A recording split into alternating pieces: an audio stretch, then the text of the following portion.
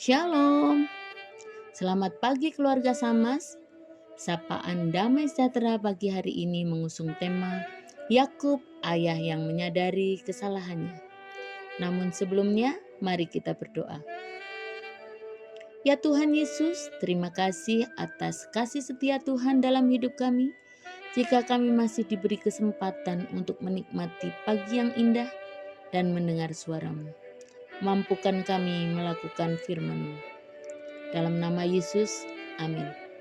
Puji Tuhan, masih diberi kesempatan melayani lewat Samas. Setelah sekian lama, saya harus menyelesaikan beberapa tugas yang menyita waktu. Tentunya rindu sekali untuk melayani kembali. Kali ini kita akan belajar tentang Yakub, ayah yang menyadari kesalahannya. Berbicara tentang kesalahan, kita sebagai manusia pasti punya kesalahan. Namun, lebih penting daripada itu adalah segera menyadari dan berbalik menuju kebenaran. Yakub, siapakah dia? Dia adalah anak dari Ishak dan Ribka. Yakub sendiri punya 12 putra, laki-laki dan yang akhirnya dijadikan nama suku-suku di Israel. Ensiklopedia mengatakan bahwa seperempat kitab Kejadian menceritakan riwayat hidupnya. Wow, orang yang berpengaruh bukan? Namun perjalanan hidup Yakub penuh dengan liku-liku. Ada dua hal yang perlu kita lakukan dan pelajari sebagai seorang ayah khususnya, dan mungkin saya akan perluas sebagai orang tua begitu ya. Yang pertama, berlaku tidak pilih kasih terhadap anak. Kejadian pasal 37 ayat yang ketiga mengatakan bahwa Israel atau Yakub lebih mengasihi Yusuf dari semua anak yang lain. Sebab Yusuf itulah anaknya yang lahir pada masa tuanya. Kita mau belajar dari sebuah masalah atau kesalahan yang telah dialami supaya tidak jatuh pada kesalahan yang sama. Karena berlaku pilih kasih, Yakub harus membayar mahal, bukan hanya dengan uang, tetapi dengan waktu yang cukup lama.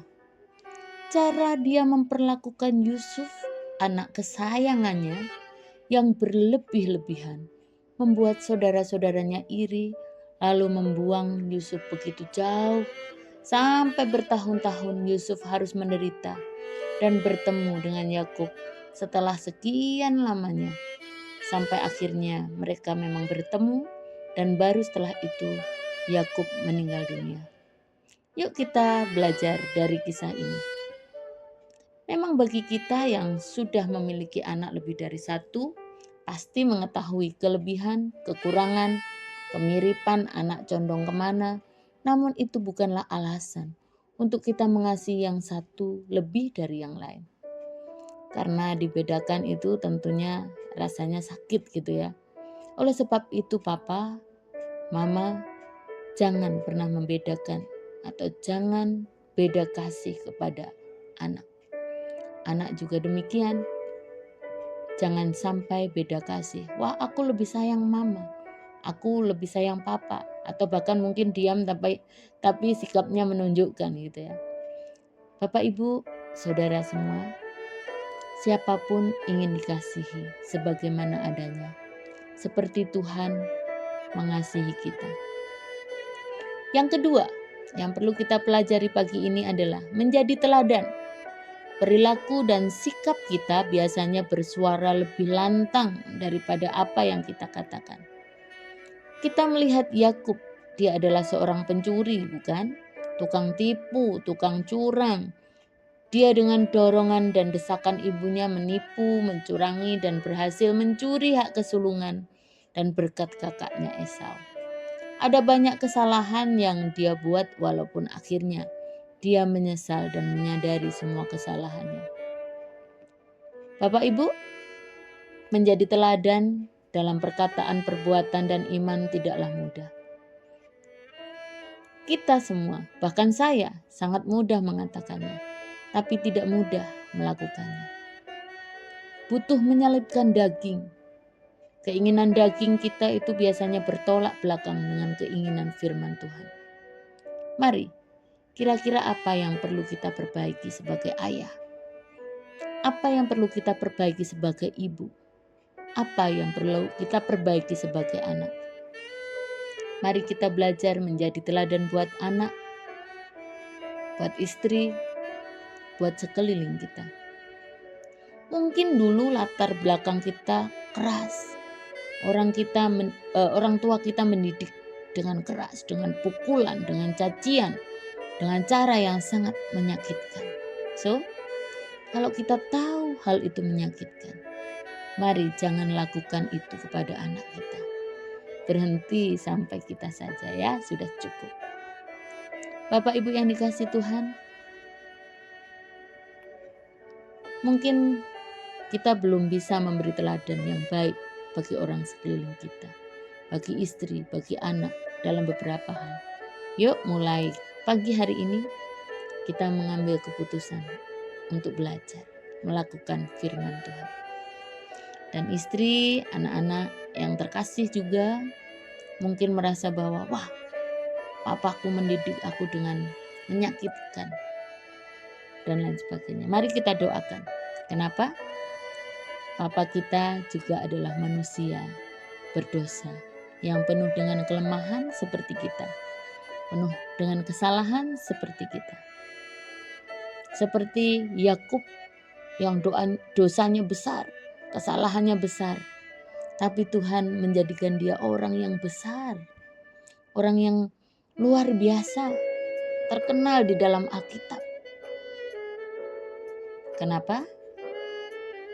Kenapa dia dijadikan orang pilihan? Padahal dia perilakunya penipu, curang, dan lain sebagainya. Karena Tuhan mengampuni setiap kesalahan. Karena kasih setianya, cintanya Tuhan itu melebihi kesalahan-kesalahan kita. Oleh sebab itu, mari kita juga mengasihi Papa kita yang penuh dengan kekurangan, Papa kita yang penuh dengan kesalahan juga, mungkin Mama kita yang penuh kekurangan, kesalahan. Yuk, mari kita bergandeng tangan mulai saat ini berdoa bersama dalam satu keluarga. Untuk apa? Untuk menguatkan ikatan kasih yang Tuhan sudah berikan. Ya, kita sama-sama belajar. Saya juga bukan orang yang sempurna untuk mengatakannya. Saya juga sangat-sangat belajar untuk hal ini. Tuhan memberkati kita. Amin firman Tuhan. Terima kasih Tuhan. Tolong kami tidak dapat melakukan firman-Mu tanpa uluran tangan-Mu. Tolong kami untuk kami bisa berbagi kasih pada setiap orang yang ada di sekeliling kami. Dan kami mau belajar untuk menjadi teladan. Dalam nama Yesus kami berdoa. Amin. Selamat pagi Bapak Ibu, selamat beraktivitas. Tuhan memberkati.